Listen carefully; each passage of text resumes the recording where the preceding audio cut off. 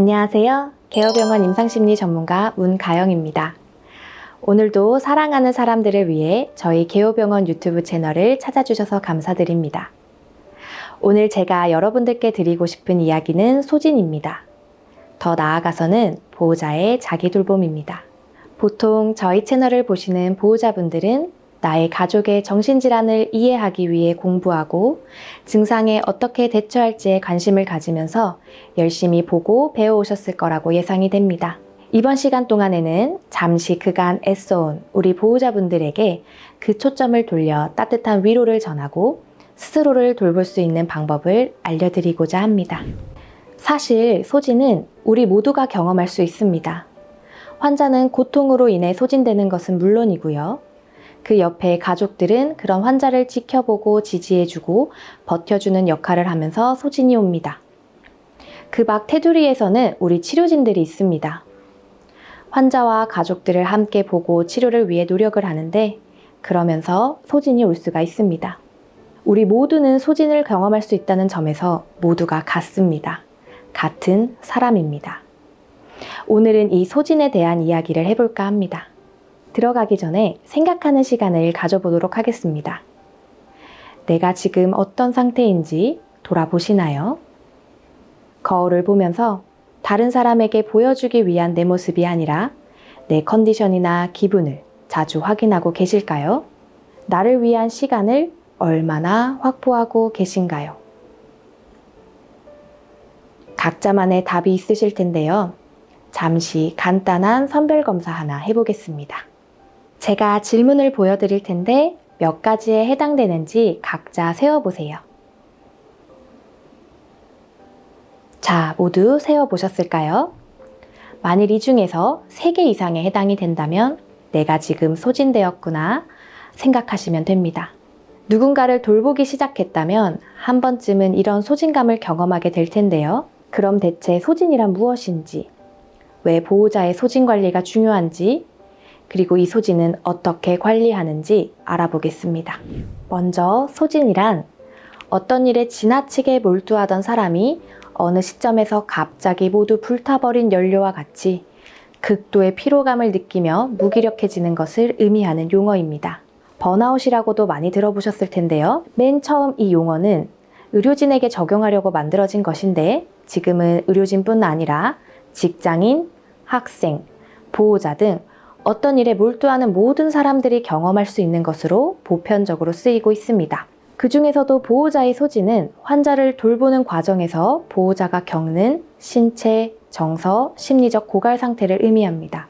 우리 보호자분들이 소진되는 원인은 여러 가지가 있는데 우선적으로 장기적으로 환자를 돌보는 과정에서 오는 일상적인 부담이 있을 것입니다. 또한 정신질환의 증상 특징 중 하나가 호전과 악화를 반복한다는 것인데 이로 인해 보호자분들도 정서적으로 희망을 갖다가 좌절을 반복하다 보니 정서적으로도 큰 부담이 됩니다. 그리고 사회활동 참여가 제한될 경우에는 소외와 고립감을 추가적으로 경험하면서 부담이 더 커질 수 있고요. 치료와 관리에 드는 경제적인 부담 역시 보호자의 심리적 압박을 가중시킬 수 있습니다. 여기에 주변이나 사회로부터 충분한 지원을 받지 못할 경우 우리 보호자분들께서는 더욱 소진되기가 쉽습니다.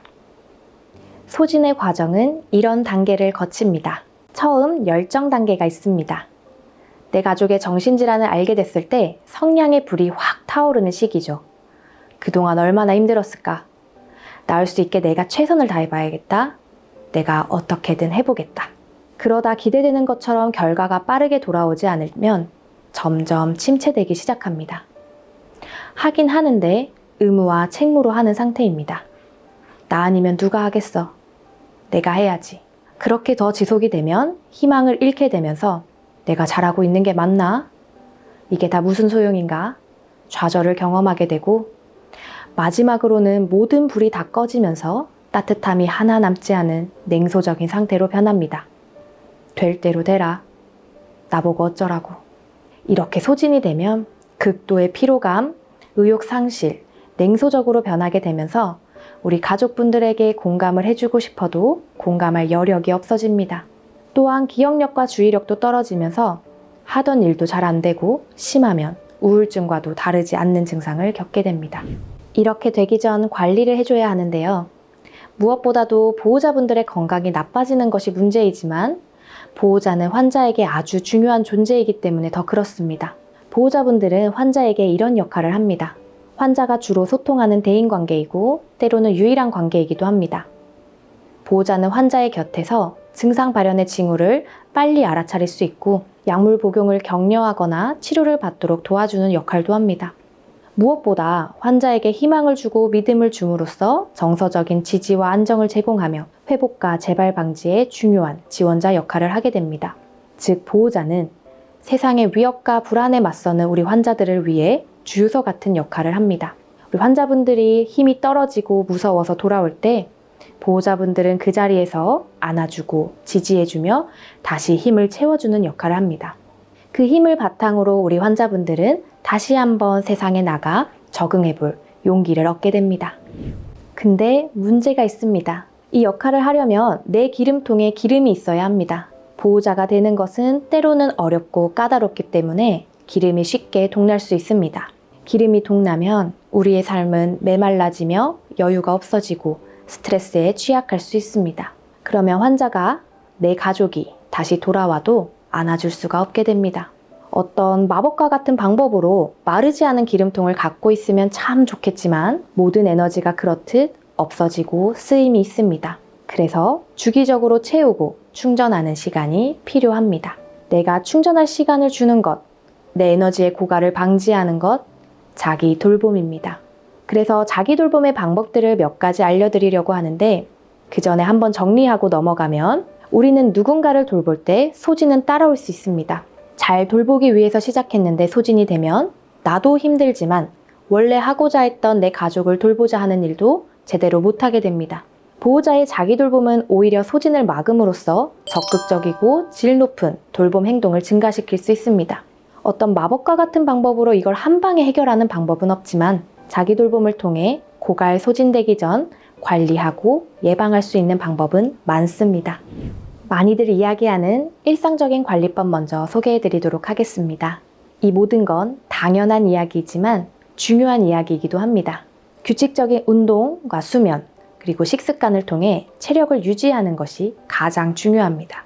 체력이 없으면 그 다음 어떤 것도 진행될 수가 없기 때문입니다. 사회적인 활동도 유지하셔야 됩니다.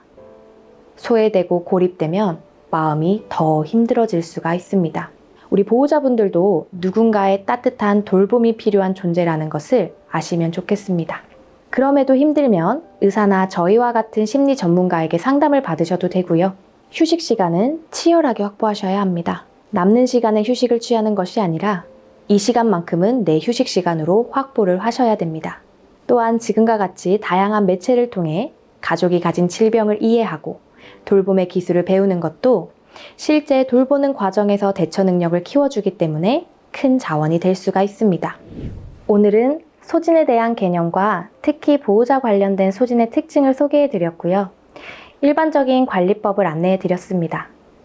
다음 시간에는 지금 바로 실천할 수 있는 단기적인 방법과 장기적으로 나와 가족을 돌볼 수 있는 동력을 갖추는 보다 구체적인 치료적 방법도 소개해 드리도록 하겠습니다.